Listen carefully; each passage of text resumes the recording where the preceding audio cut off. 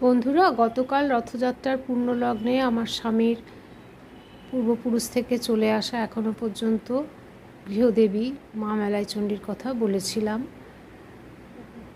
যতটা পেরেছি ইনফরমেশন দেওয়ার চেষ্টা করেছি। শুধু আরেকটু যুক্ত করতে চাই, সেটা হচ্ছে যারা ওখানে যাবেন তারা অবশ্যই আমতার পান্তুয়া সংগ্রহ করবেন, যেটি জগৎ বিখ্যাত, এক্সপোর্টও হয়।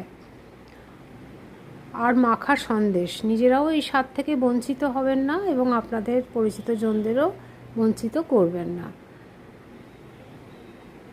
কিছুক্ষণের জন্যে এই ধরনের পরিবেশে গেলে বিশ্বাস আর ভক্তি নিয়ে আমাদের এই মানসিক স্ট্রেস থেকে আমরা কিছুক্ষণের জন্য হলেও অন্তত বা খানিকটা বেরিয়ে আসতে সক্ষম হই। এখানে বিশ্বাস আর ভক্তিটি প্রধান।